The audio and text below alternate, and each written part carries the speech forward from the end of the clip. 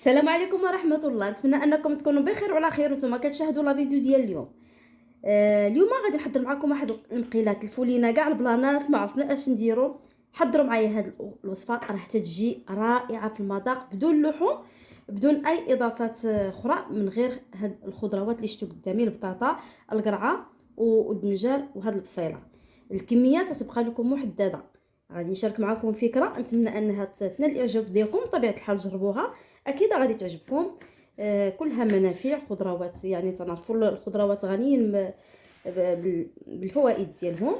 تناخذوا كالبطاطا تنقطعوها مرصوات صغار، كامل غادي نقطعوهم بهذه الطريقه ان شاء الله، ونطيبوهم في المقيله ديالنا. راه تجي رائعه، خفه نزربا بالزربه تتوجد في اخر لحظه تصايبيها. صافي غادي نبقى مستمره، نخليكم مع الصور.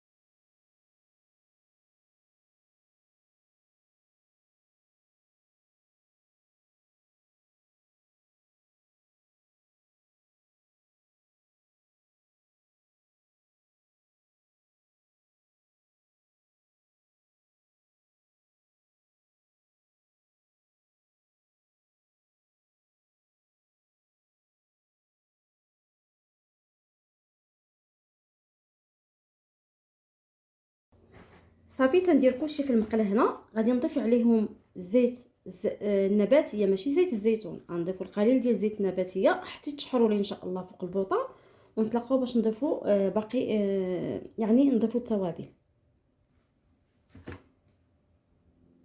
بسم الله. ندير واحد 2 معالق كبار بحال هكاك ديال زيت النباتيه. دابا ان شاء الله غادي نديوها لفوق البوطه. صافي بعد ما ندير لكم المقيله ديالتي كتشحر، غادي نخليها حتى تشحر مزيان مزيان. طيح لي هاد الخضره ان شاء الله. عاد باش نضيف الثومه والربيع والتوابل. خليكم معايا، غادي نغطي عليها دابا مره نبقى نعرضي عليها باش نقدر نبقى نحركها باش ما يتحطليش هادشي اللي هنايا.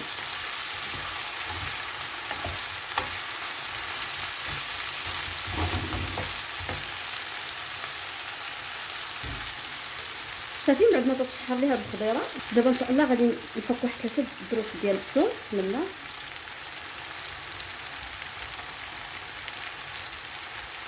المهم علاش ما ضفناش التوابل من الاول؟ باش ما تحطوا ليناش، نخليو الخضيره حتى تشحر مزيان مزيان وطيح، عاد باش نضيفوا التوابل. نفكوا بعدا هاد الدروسه ديال الثوم.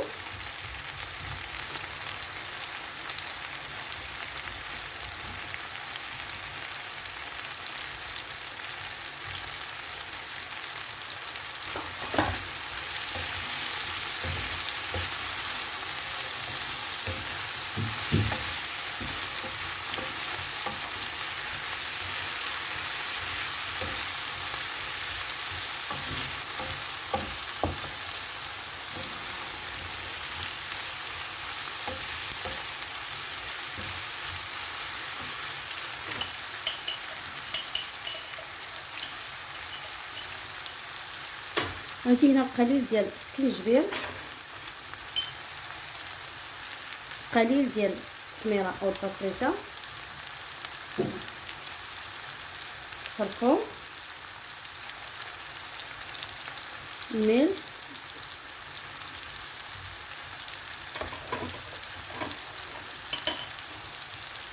قليل ديال الابزار.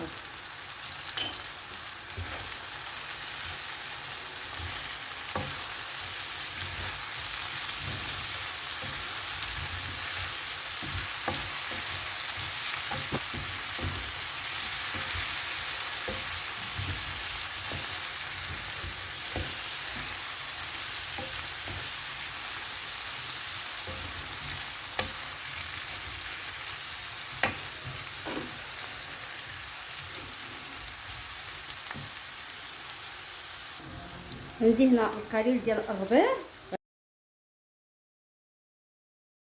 المهم تنحركوا هادشي مزيان، ومن بعد غادي نزيدوا الفرomاج كلمسه اخيره، كتبقى اختياريه وانما تنزيدها واحد البنه صافي. نخليو هاد الشرموله او العطريه اللي رميت دابا معاكم مع ديك الثومه يزيدوا يتشحروا مزيان ويكلوا لنا هاد الخضروات، وعاد ديك الساعه نزيدوا الفرomاج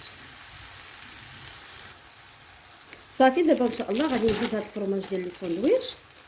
تتبقى كيف ما قلت لكم مساله اختياريه، كيف ما يمكن لكم انكم تضيفوا حتى الموتزاريلا لما ما متوفرش عندكم هذا الفرماج ديال لي ساندويتش، هذا تيجيني احسن.